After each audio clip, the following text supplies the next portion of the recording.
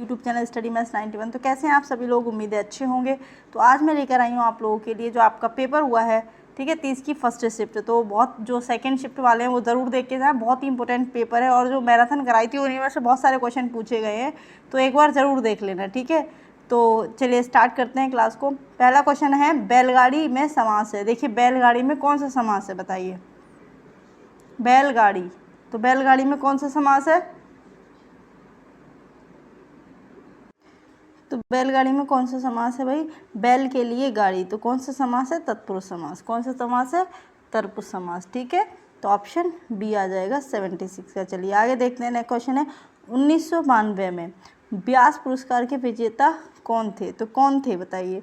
Doctor Shiv Prasad Singh, कुंवर रामविलास शर्मा या सब्बे यादव। तो कौन थे? डॉक्टर शिव प्रसाद सिंह, ठीक है। कौन थे? डॉक्टर शिव प्रसाद सिंह, ठीक है। ऑप्शन ए इसका राइट आंसर है। चलिए आगे बढ़ते हैं। परि उपसर्ग में कौन सा शब्द जोड़े जिससे उसका अर्थ छोड़ना हो जाए?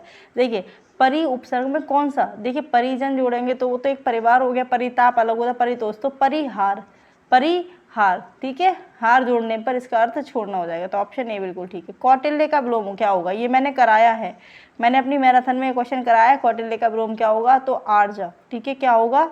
आर्जव होगा, ठीक है। कौटिल्य का विलोम क्या होगा? आर्जव, ठीक है। चलिए आगे, प्रतिकूल में शब्द में कौन सा उपसर्ग है? ये भी कराया हुआ क्वेश्चन है भाई।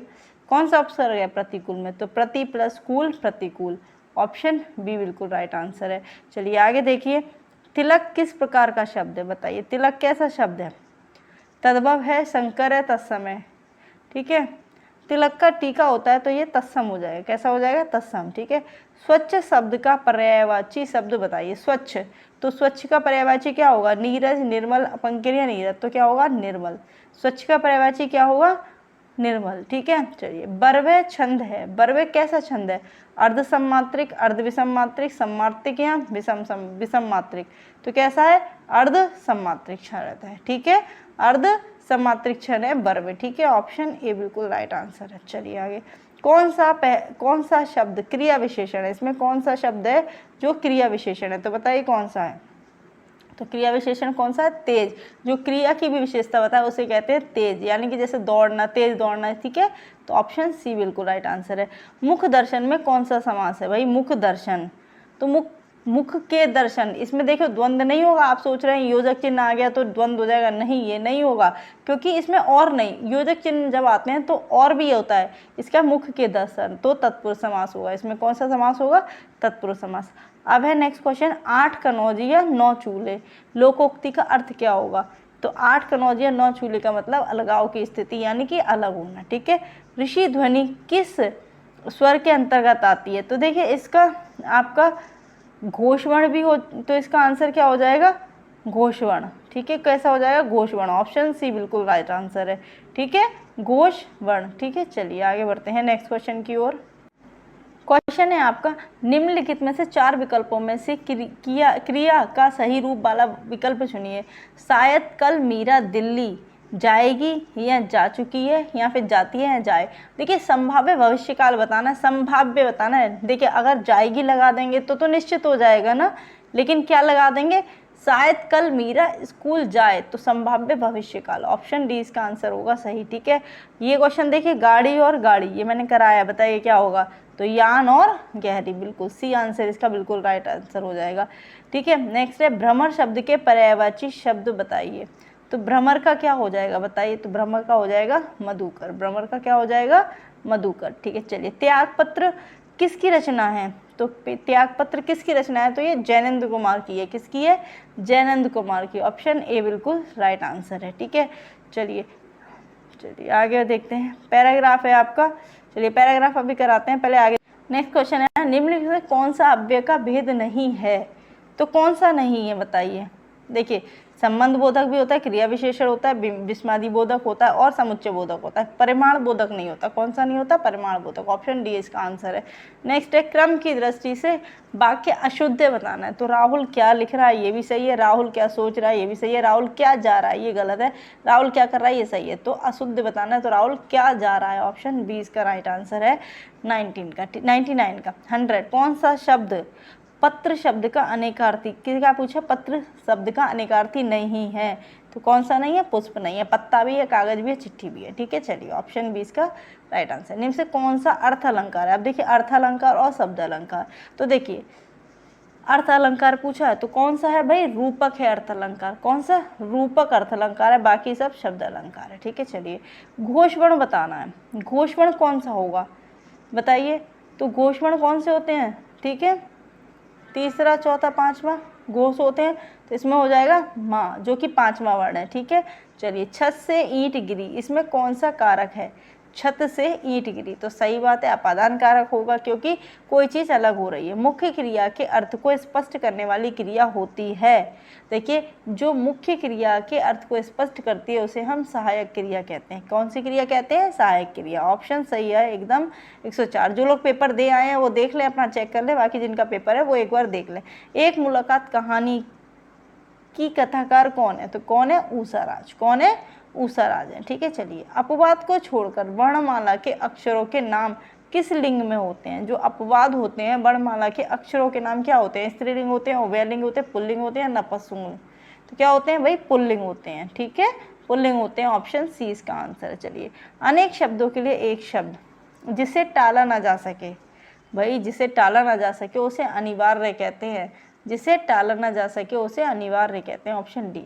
निम्नलिखित वाक्य के लिए सही मुहावरा बताइए। मीठी मीठी बातों से लज्जित करना, तो क्या कहेंगे बताइए, मखमली जूते मारना, पानी पानी होना, झेप जान दुर्ग, तो क्या हो जाएगा, मखमली जूते मारना, ऑप्शन ए बिल्कुल राइट आंसर हो जाएगा, मीठी मीठी बातों से लज्जित करना। मिथ्या आडंबर के अर्थ में लोकोक्ति का प्रयोग, तो क्या हो जाएगा, इसका हो जाएगा छटाक चून चौपारे चौबरे रसोई, ठीक है, यही होगा इसका। अनाज का पर्यायवाची शब्द है, अनाज का पर्यायवाची शब्द क्या होगा बताइए, शस्य, रूपा, चाह या सलिल, बताइए क्या होगा, तो क्या हो जाएगा, तो क्या हो जाएगा, अनाज का पर्यायवाची सस्य, ठीक है, क्या हो जाएगा, सस्य, ठीक है, ऑप्शन ए बिल्कुल राइट आंसर है, सस्य, ठीक है। चलिए कहावत शब्द में कौन सा प्रयुक्त प्रत्यय है, कहावत में कौन सा हो जाएगा भाई, आवत, कौन सा हो जाएगा, आवत, ऑप्शन बी। अद्भुत रस का स्थायी भाव मैंने कराया है, अद्भुत रस का स्थायी भाव क्या होगा, अद्भुत रस का स्थायी भाव क्या हो जाएगा भाई बताइए, तो क्या हो जाएगा भाई, विस्मय, ठीक है, अद्भुत विस्मय, ठीक है। चलिए आगे बढ़ते हैं। चलिए अब पैराग्राफ देख लेते हैं ना, तो क्वेश्चन कैसी लगी क्लास ज़रूर बताना। एक बार पढ़ लेती हूँ मैं, फिर क्वेश्चन करती हूँ। वैज्ञानिक प्रयोग की सफलता ने मनुष्य की बुद्धि का अपूर्व विकास कर दिया है। द्वितीय महायुद्ध में एटम बम की शक्ति ने कुछ क्षणों में ही जापान की अजय शक्ति का पराजित कर दिया। इस शक्ति की युद्धकालीन सफलता ने अमेरिका, रूस, ब्रिटेन, फ्रांस आदि देशों को ऐसे शास्त्रों के निर्माण की प्रेरणा दी है कि सभी भयंकर और सर्व विनाशकारी शस्त्र बनाने लगे। अब ऐसा सेना को पराजित करने तथा शत्रु देश पर पैदल सेना द्वारा आक्रमण करने के लिए शस्त्र निर्माण के स्थान पर देश के विनाश करने की दिशा में शस्त्रास्त्र बनने लगे। इन हथियारों का प्रयोग होने पर शत्रु देशों की अधिकांश जनता है तथा और संपत्ति थोड़े समय में ही नष्ट की जा सकेगी। चूंकि ऐसे शस्त्रास्त्र प्राय सभी स्वतंत्र देशों के संग्रहालय में कुछ न कुछ आ गए, अतः युद्ध की स्थिति में उनका प्रयोग भी अनिवार्य हो जाएगा। अतः दुनिया का सर्वनाश या अधिकांश संग्रह नाश तो अवश्य ही हो जाएगा। इसलिए निशस्त्रीकरण की योजनाएं बन रही है। शस्त्राणों के निर्माण में जो दिशा अपनाई जा रही है उसी के अनुसार आज इतने उन्नत शस्त्राण बन गए हैं कि जिनके प्रयोग से व्यापक विनाश आसन्न दिखाई पड़ता है। अब भी परीक्षणों की रोकथाम तथा बने शस्त्रों के प्रयोग को रोकने के मार्ग खोजे जा रहे हैं। इन प्रयासों के मूल एवं में भयंकर आतंक और विश्वास विनाश का भय कार्य कर रहा है। चलिए आगे। एटम बम की अपार शक्ति का प्रथम अनुभव कैसे हुआ बताइए। दे रखा वैज्ञानिक द्वितीय महायुद्ध में एटम बम के कुछ क्षणों में ही जापान की अजय शक्ति को पराजित कर दिया था। ठीक है, तो कहाँ हुआ था, जापान की अजय शक्ति से। ठीक है, तो ऑप्शन ए ही इसका आंसर हो जाएगा। ठीक है, कैसे अनुभव हुआ, वहाँ से अनुभव हुआ। बड़े बड़े देश आधुनिक विनाशकारी शस्त्रास्त्र क्यों बना रहे हैं? अपने संसाधनों का प्रयोग करने के उद्देश्य, अपनी सेनाओं में कमी के उद्देश्य से, पारस्परिक भय के कारण, अपना सामरिक व्यापार। हाँ, सही बात। ठीक है, तो क्या हो जाएगा, पारस्परिक भय के कारण, मतलब एक दूसरे से लड़ाई जो होती है उसके कारण बना रहे हैं, ना कि। ठीक है, एक बार देख लेते हैं। सेना आक्रमण करने के लिए शस्त्र निर्माण के स्थान पर देश विनाश, सेना देश पर शस्त्राणों की प्रेरणा दी गई आदि सभी देशों को करें शत्रु।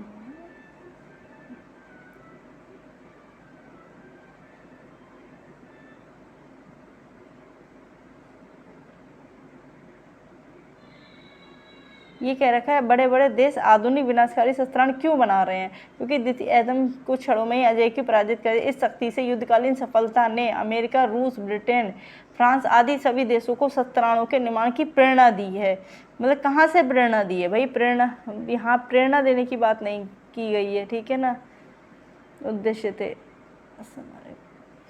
तो इसका यही होगा, ठीक है, ऑप्शन बी। इसमें थोड़ा सा डाउट है लेकिन ऑप्शन बी ही इसका राइट होगा, ठीक है। चलिए, आधुनिक युद्ध भयंकर व विनाशकारी होते हैं क्योंकि अधिकांश जनता उसकी संपत्ति नष्ट हो जाती है। देशों के सशस्त्र दोनों देशों में महामारी भुखमरी फैल जाती है।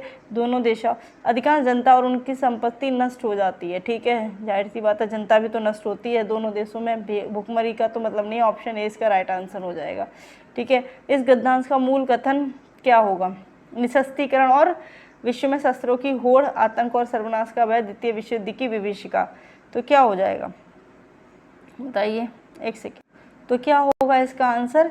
निशस्त्रीकरण और विश्व शांति, है ना। ताकि मतलब निशस्त्रीकरण की ओर भयंकर विनाशकारी आधुनिक शस्त्रास्त्रों को बनाने की प्रेरणा किसने दी है? किसने? जापान के विनाश ने। क्या है? भयंकर विनाशकारी आधुनिक शस्त्रास्त्रों को बनाने की प्रेरणा किसने दी है बताइए। तो क्या होगा जाएगा इसका आंसर? इसका आंसर भी जापान के विनाश से ही हो जाएगा, ठीक है। नेक्स्ट है, जब क्रिया का प्रयोगकर्ता के लिंग, वचन और कारक के अनुसार होता है तब कौन सा वाच्य होता है? आंसर क्या हो जाएगा इसका? कृतवाच्य होता है, ठीक है। जब कर्ता के अनुसार होता है तो कृतवाच्य होता है और जब कर्म के अनुसार होता है कर्मवाच्य होता है। तो ये थे आपके इंपॉर्टेंट क्वेश्चन जो कि आपके 37 हिंदी के क्वेश्चन थे, तो आप चेक कर लेना। एक दो क्वेश्चन में डाउट था, बाकी क्वेश्चन सारे सही हैं, तो आप देख लेना, ठीक है। तो चलिए आज की क्लास को यहीं समाप्त करते हैं। बाकी जीएस का अभी सॉल्यूशन भी आएगा जीएस का, तो वो भी देख लें अपना। जिनका एग्जाम हो गया वो चेक कर लें, जिनका नहीं हुआ है वो अपना देख लें एक बार, ठीक है। तो चलिए आज की क्लास को यहीं समाप्त करते हैं। जय हिंद, जय भारत।